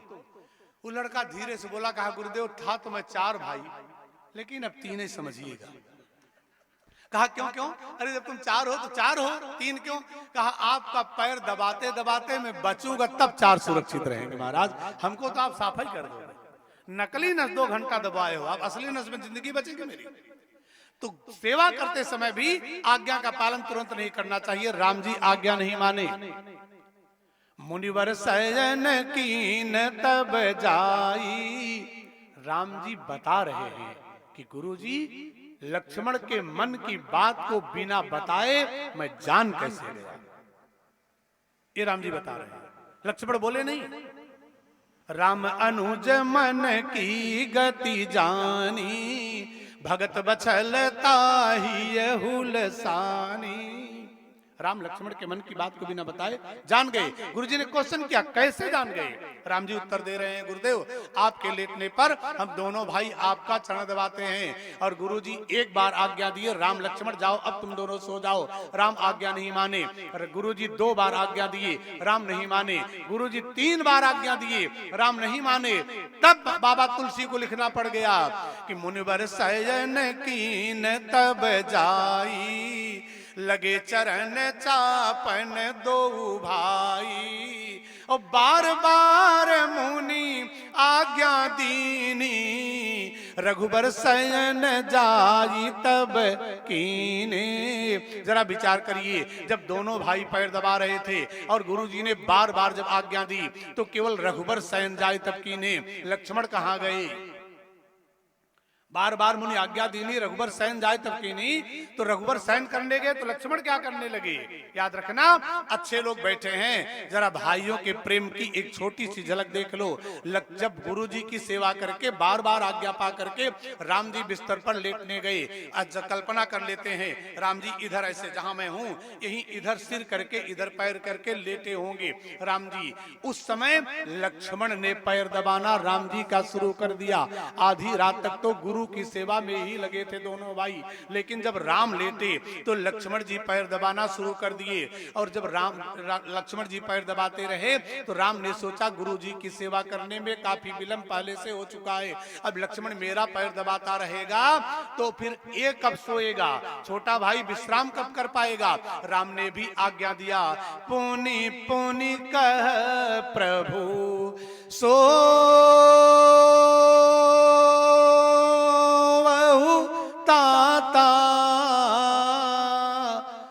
राम ने बार बार कहा लक्ष्मण तुम भी जाओ सो जाओ, गुरुजी की सेवा करने में वैसे काफी विलंब हो गया, काफी रात हो गई है, अब तुम भी जाओ सो जाओ। छोटे भाई सभी ध्यान से सुन ले। लक्ष्मण ने कहा भैया सोने के लिए विधाता ने मुझे छोटा भाई नहीं बनाया है, आपकी सेवा के लिए छोटा भाई बनाऊं, मैं आपका चरण दबाना बंद नहीं करूंगा। राम ने सोचा कोई बहाना करूं, ये चरण दबाना बंद कर दे, क्योंकि इसको भी तो सोना है, छोटा भाई है। राम ने कहा लक्ष्मण जब तुम ऐसे पैर दबाते रहोगे मेरा तो मैं भी तो नहीं सो पाऊंगा, नींद डिस्टर्ब होगी। लक्ष्मण ने कहा भैया तब एक शर्त पर आपका पैर दबाना मैं बंद कर सकता हूं। राम ने कहा आधी रात से ज्यादा समय बीत गया, लक्ष्मण क्या शर्त रखना चाहते हो? लक्ष्मण ने कहा भैया आप ऐसे लेटे हैं, मैं अपना पैर उत्तर दिशा में करके दक्षिण दिशा में सिर करके लेट जाऊंगा, आप अपना दोनों चरण कमल मेरे हृदय पर वक्ष पर छाती पर रख दीजिए, मैं दोनों चरण कमल को अपने हाथों में पकड़े पकड़े आंख बंद करके आराम से लेट जाऊंगा। लक्ष्मण के सोने का संकेत बाबा तुलसी ने नहीं दिया। मुनिवर शयन कीन तब जाई, लगे चरण चापन दो भाई, बार बार मुनि आज्ञा दीनी, रघुबर शयन जाई तब कीनी। मुनिवर शयन किए, रघुबर शयन किए, लेकिन लक्ष्मण क्या किए? लक्ष्मण ने कहा प्रभु भैया मैं सोऊंगा नहीं, लेट जाऊंगा, आराम कर लूंगा, आपका पैर दबाना बंद कर दूंगा जिससे आपकी नींद डिस्टर्ब ना हो, लेकिन तब मैं बंद करूंगा जब आप अपना दोनों चरण मुझे दे दीजिए, अपने हृदय पर रख करके मैं आराम से लेट जाऊंगा। जब बार बार राम ने कहा तब बाबा तुलसी ने चित्र खींचा, अरे पुनि पुनि कह प्रभु सोवहु ताता, बोले पुनि पुनि कह प्रभु सोवहु ताता। लेकिन लक्ष्मण ने क्या किया? पौढ़े उर धरी पद जल जाता, पौढ़ सहन नहीं किए, पौढ़े लेट गए, पौढ़े उर धरी पद जल जाता। राम जी ने कहा गुरुदेव जब लक्ष्मण के हृदय पर मेरा दोनों चरण कमल रहता है, लक्ष्मण अपने हृदय पर मेरा दोनों चरण ले करके तब लेटता है, तो लक्ष्मण का हृदय जब धड़कता है तो मेरे चरणों में उसकी आहट महसूस होती है, और उसी चरणों के कनेक्शन से लक्ष्मण के हृदय की बात राम के हृदय तक बिना बताए पहुंच जाया करती है। जब इतना प्रेम अनुराग दोनों भाइयों में होगा तब बताना नहीं पड़ेगा। पुनि पुनि कह प्रभु सोवहु ताता, लेकिन पौढ़े उर धरी, उर माने हृदय पर धारण करके, पौढ़े उर धरी पद जल जाता। तब राम अनुज मन की गति जानी, भगत बछलता ही हुलसानी, जब हृदय पर चरण कमल है तो हृदय की धड़कन में जो कुछ भी चल रहा है वो पैरों के माध्यम से राम जी के दिलो दिमाग तक बात पहुंच जाती है। तब राम बिना बताए जान जाते हैं लक्ष्मण क्या चाहता है। एक जरा तुलनात्मक बात देख ले, जहां बड़े भाई का चरण कमल छोटे भाई के हृदय पर श्रद्धा पूर्वक सम्मान से स्वीकार कर लिया जाए, वही दोनों भाई राम लक्ष्मण हैं, वही घर अयोध्या है और उसी परिवार में राम राज्य हो सकता है। जहां दोनों भाइयों में इतना प्रेम होगा, इसके इतर इसके विपरीत लंका में भी बड़े भाई का पैर छोटे भाई की छाती पर है। अयोध्या के राम लक्ष्मण में राम का चरण लक्ष्मण की छाती पर श्रद्धा से स्वीकार किया गया है, लेकिन लंका में बड़ा भाई सिंहासन पर है रावण और छोटा भाई विभीषण आकर के रावण को समझाता है, बड़े भैया राम की शरण में चले जाओ, जगदम्बा सीता को वापस करके भगवान से संधि कर लो, पूरे कुल की रक्षा हो जाए, कल्याण हो जाएगा। लेकिन रावण ने क्या किया, डांटा विभीषण को, मामा पुर बसी तपसिन पर प्रीति तो सठ तह जाई तिनहि कहू नीति। मेरी लंका का अन्न जल सारी व्यवस्था यहाँ का राजकीय व्यवस्थाओं को लेता है और तू उन तपस्वियों से प्रेम करने की बात करता है, भग जा यहाँ से। उन्हीं तपस्वियों को जाकर के नीति का उपदेश अपना देना। अगर इतना कह के रावण डांट के खदेड़ दिया होता विभीषण को तो भाई भाई का प्रेम कलंकित ना हुआ होता। डिसिप्लिन मेंटेन करने के लिए बड़ा भाई छोटे भाई से कुछ कह सकता है, समझा सकता है और अगर बात बिगड़ी तो डांट भी सकता है। इतना तक गनीमत है, परिवार का अनुशासन बनाए रखने के लिए बड़ा भाई डांट भी सकता है। इतना कह के रावण छोड़ देता तो बात ना बिगड़ती, लेकिन इतना कहते कहते दुष्ट दशग्रीव ने क्या किया, उठाया अपना पैर और विभीषण की छाती पर धड़ाम से मार दिया। यहाँ भी बड़े भाई का चरण छोटे भाई की छाती पर जा रहा है। बाबा तुलसी ने चित्र खींचा कि अस कहि कीने सी चरण प्रहारा, रावण ने प्रहार किया, लेकिन विभीषण तो राम भक्ति के क्रम में छोटे भाई का संस्कार लक्ष्मण से सीखे। विभीषण ने रावण का चरण छाती पर पड़ा तो विभीषण ने उसको गह के पकड़ के माथे से लगा लिया, भैया आप मेरे लिए पिता तुल्य हैं, आप मारे चाहे ऐसे ही मेरे छाती पर चरण रख दिए। मैंने सुना है लक्ष्मण राम के चरण को पाते थे, हृदय से लगा के रात भर लेटे रहते थे, आपका चरण मेरी छाती पे प्रहार ही क्यों न किया गया, आप पिता तुल्य हैं, आपके चरणों को मैं माथे से लगा रहा हूं, मेरा कल्याण तो हो जाएगा आपका आशीर्वाद लेके, लेकिन आपका कल्याण होगा प्रभु राम की शरण जाने से। रावण ने मारा, लेकिन विभीषण ने क्या किया और कितनी कीमती बात कह दिया विभीषण ने, अस कहि कीने सी चरण प्रहारा, बोले अस कहि कीने सी चरण प्रहारा, लेकिन अनुज गहे पद बारहि बारा, अनुज गहे पद बारहि बारा। विभीषण जी बोल पड़े कि भैया अरे तुम पीतु सरीस भले मोहि मारा, बोले तुम पीतु सरीस भले मोहि मारा, लेकिन राम भजे हित नाथ तुम्हारा, राम भजे हित नाथ तुम्हारा। तो जहां बड़े भाई का चरण छोटे भाई की छाती पर प्रहार किया जाए वही बड़ा भाई रावण है, वही घर लंका है, वही कलह है, अशांति है। और जहां बड़े भाई का चरण छोटा भाई छाती पर स्वीकार करता हो श्रद्धा से, वही बड़ा भाई राम है, छोटा भाई लक्ष्मण है, वही घर अयोध्या है और उसी परिवार में राम राज्य की स्थापना हो सकती है।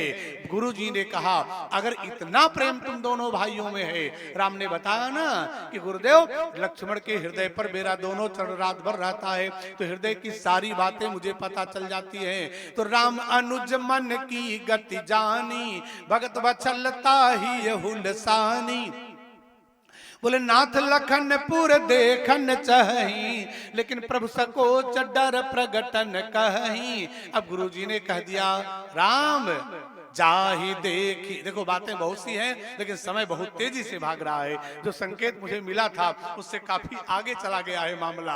अंत में गुरुजी ने कह दिया जाहि देखी आवहु नगर सुख निधान दो भाई। अच्छा, गुरुजी ने कहा राम यदि लक्ष्मण ही देखना चाहता है, नगर घूमने की बात लक्ष्मण के ही मन में है। शुरू में राम यही तो बोले कि लक्ष्मण घूमना चाहता है, तो यदि लक्ष्मण घूमना चाहता है तो लक्ष्मण से कह दो जाए नगर देख आए, जाए नगर में घुमाए, दर्शन कर ले, तुम यहीं रहो मेरे साथ। राम ने सोचा पूरा प्रोग्राम चौपट हो गया। लक्ष्मण के बहाने मैं जाना चाहता था, अब ये कह रहे हैं लक्ष्मण को छूट है, जाए घूम ले, तुम यहीं रहो। लक्ष्मण ने कहा, राम ने कहा नहीं गुरुदेव, दरअसल लक्ष्मण के साथ मेरा जाना जरूरी है ना, लक्ष्मण के साथ मेरा जाना जरूरी है। गुरुजी ने पूछा क्यों जरूरी है? राम ने कहा इसलिए जरूरी है कि लक्ष्मण छोटा भाई है और मैं बड़ा हूं, वो बच्चा है, उसके साथ मेरा जाना जरूरी है। और आप लोग जानते हैं ना राम लक्ष्मण में कौन बड़े हैं? एक बार नाम लीजिए जिनको आप बड़ा समझते हो, बड़ा पुण्य मिलेगा। कौन बड़े हैं देवियों? राम लक्ष्मण में बड़े कौन हैं? कंफर्म ना? आप लोग कंफर्म है ना? अच्छा, अब जरा सुनिए तो राम ऐसा क्यों बोल रहे हैं? आपके हिसाब से राम बड़े हैं। अच्छा, एक और बात और बता दीजिए, अगर राम बड़े हैं बेटियों, तो राम और लक्ष्मण की डेट ऑफ बर्थ में कितने साल का अंतर है? अंतर तो नहीं है। और राम क्या कह रहे हैं जरा ये भी सुनिएगा। आदरणीय चतुर्वेदी, आप चिंतक हैं, रामचरितमानस के विविध विषयों पर आप गंभीर अपना अध्ययन रखते हैं। राम क्या कह रहे हैं? जन्म में एक संग सब भाई, भोजन शयन केरी लरिकाई, है ना, करण वेद उपबीत विवाह, संग संग सब भये उछाह। और जब जन्मे एक संग सब भाई, तो बड़े हुए कैसे रघुराई। जब एक संग जन्मे तो राम बड़े कैसे हो गए? एक लाइन में निराकरण कर दें, जल्दी से समझ जाइए कितना बड़े हैं राम, कैसे बड़े हैं। तीनों रानियां प्रेग्नेंट हैं, विधि गर्भ सहित सब रानी, तीनों रानियां गर्भवती हैं, प्रेग्नेंट हैं।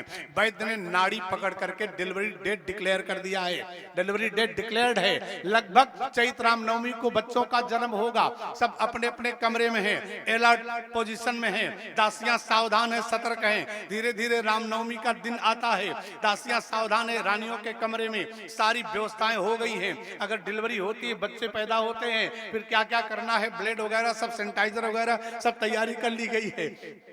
उसी समय क्या होता है, कौशल्या अपने कमरे में है, प्रसूति कक्ष में, कैकेयी अपने प्रसूति कक्ष में अपने कमरे में, सुमित्रा अपने कमरे में, दासियां देखरेख कर रही हैं। कुछ प्रसव कराने की विशेषज्ञ महिलाएं होती हैं, वो उनके पास हैं। बच्चा पैदा होगा तो ये लोग हेल्प करेंगे उनकी ना। अचानक कौशल्या के कमर में पेट में डिलीवरी पेन हुआ, दर्द शुरू हुआ। और जब दर्द शुरू हुआ, कराहने लगी कौशल्या। तुरंत दासियों ने और विशेषज्ञ महिलाओं ने संभाला। अभी कैकेयी और सुमित्रा के यहाँ कोई ऐसी बात नहीं है, ये दोनों अपने अपने कमरे में सुरक्षित हैं। कौशल्या को डिलीवरी पेन हुआ। अचानक 12 बजे दिन में बच्चे का जन्म हुआ। और जब बच्चे का जन्म हुआ तब बच्चा रोया। जल्दी तो नहीं, बात बहुत है, टाइम नहीं है, वरना आपको सुनाते कब रोया, कैसे रोया। रोने का क्या मतलब है, राम कितना रोए, कब रोए, कैसे रोए, कितना रोए, ये सब बातें हो जाएंगी टेबल टॉक में। कमरे में रोने लगे राम। जब राम रोने लगे तब बाबा तुलसी ने देखा ये दोनों रानियां, कैकेयी और सुमित्रा, ये दोनों रानियां कौशल्या दीदी के कक्ष में बच्चे के रोने की आवाज को सुन करके दासियों से बोली, जल्दी उठाओ, मुझे ले चलो, पकड़ के ले चलो, अभी इनको दर्द नहीं है, अभी इनके बच्चों का जन्म नहीं होने वाला है, कुछ गैप है टाइम का। बोली चलो हमको ले चलो। शायद कौशल्या दीदी ने बच्चे को जन्म दिया, दासियों ने संभाला। कैकेयी सुमित्रा आती हैं कौशल्या के कक्ष में, राम लला का दर्शन करती हैं, देवी कौशल्या का दर्शन करती हैं। बाबा ने चित्र खींचा, यही चौपाई बता रही है कि राम बड़े थे। और कितना बड़े थे, टाइम का कंक्लूजन आप कर लीजिएगा, केवल इतना बड़े राम थे अन्य तीनों बच्चों से। कितना बड़े थे, सुन शिशुरुदन परम प्रिय बानी, संभ्रम चली आई सब रानी, संभ्रम चली आई। देखो जब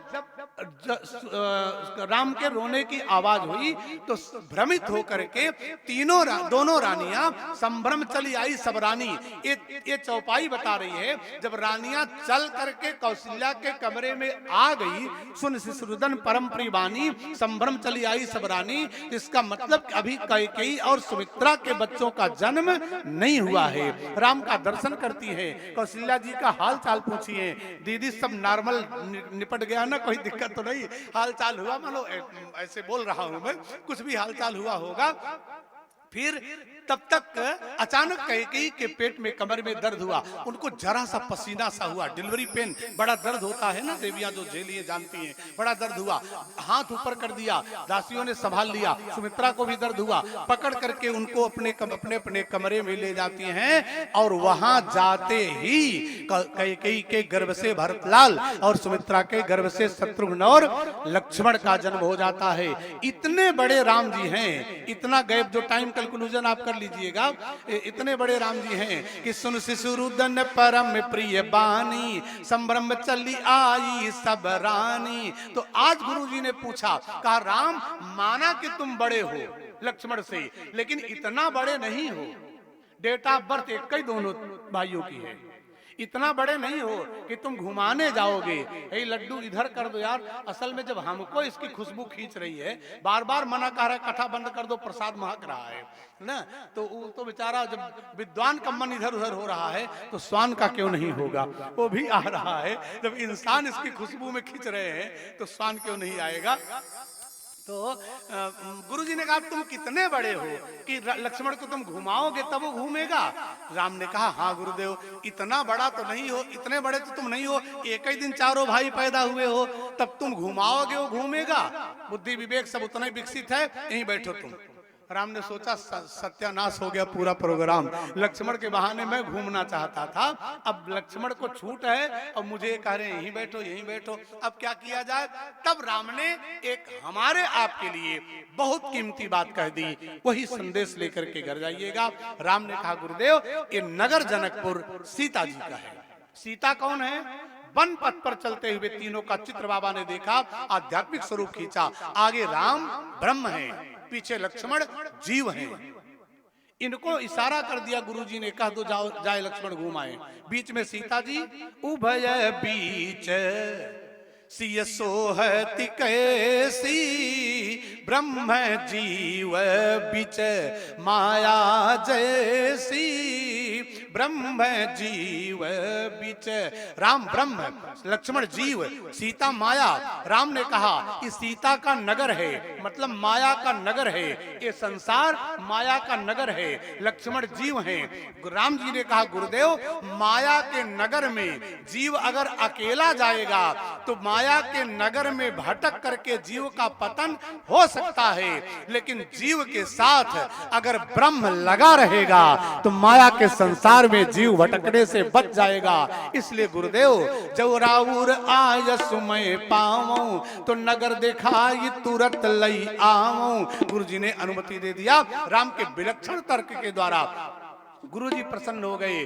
जाहि देखी आवहु नगर सुख निधान दो भाई, करहु सुफल सबके नयन सुंदर बदन दिखाई। जाओ दोनों भाई नगर में घूम के चले आओ। गुरुजी ने आदेश दिया। इसी दोहे पर वाणी को विराम दिया जाए। आप लोग चाहेंगे इसके आगे की चर्चा कल हो जाएगी, अथवा कोई भी प्रसंग जैसा भैया अमरेश जी ने कहा मानस महानिर्वाण सुना दीजिएगा। आस्था चैनल पर इन्होंने सुना था, इनको बड़ा अच्छा लगा था, तो हो जाएगा कल परसों, वो भी हो सकता है। जैसी आपकी मर्जी, जो आप इशारा करेंगे वही बाड़ी पवित्र कर ली जाएगी। पवित्र मंच है, अपनी बाड़ी पवित्र करके मैं भी जीवन को सार्थक बनाऊंगा। एक बार भगवान का नाम संकीर्तन, इसके बाद की व्यवस्था आदरणीय योग संचालक श्रद्धेय चतुर्वेदी जी के माध्यम से होगी। हाथ बाहर निकाल जरा, ताली बजा के कीर्तन गाएं। इतना बढ़िया कीर्तन गाएं कि अगल बगल वाले जाग जाएं, नहीं तो उठा के ले जाना पड़ेगा। हरि भजले हरि भजले हरि भजने का मौका है। हरि भजले हरि भजले हरि भजने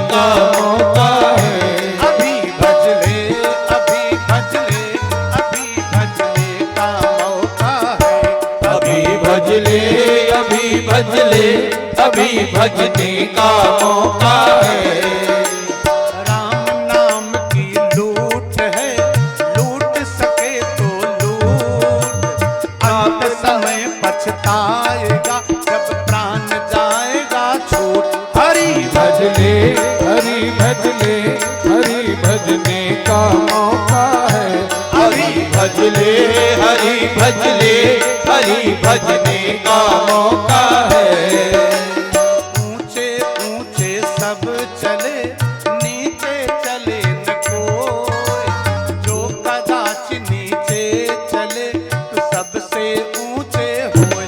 हरि भजले, हरि भजले, हरि भजने का मौका है। अभी भजले, अभी भजले, अभी भजने का मौका है। तुलसी पंछी के पिए घटे न सरितानी, दान किए धन ना घटे जो सहाय रघुबीर। हरि भजले, हरि भजले, हरि भजने का मौका है। अभी भजले, अभी भजले, अभी भजने का मौका है। जगत में जब तू आया था सभी हंसते तू रोया था, बनाने जिंदगी ऐसी सभी रोए तू हंसता जा। हरि भजले, हरि भजले, हरि भजने का मौका है। अभी भजले, अभी भजले, अभी भजने का मौका है। हरि भजने का मौका है, हरि भजने का मौका है। हरि भजने का मौका है, अभी भजने का मौका है। हरि भजने का मौका है, हरि भजने का मौका है। हरि भजने का मौका है। अभी एक बार हाथ ऊपर करें, जरा हाथ ऊपर। हरि भजले, हरि भजले, हरि भजने का मौका है। हरि भजले, हरि भजले, हरि भजने का मौका है। अभी भजले, अभी भजले, अभी भजने का मौका है। हरि भजले, हरि भजले, हरि भजने का मौका है। हरि भजले, हरि भजले, हरि भजने का मौका है। हरि भजले, हरि भजले, हरि भजने का मौका है। अभी भजले, अभी भजने का मौका है। बोलिए सियावर रामचंद्र की, वीरांजनेय जी महाराज की जय हो।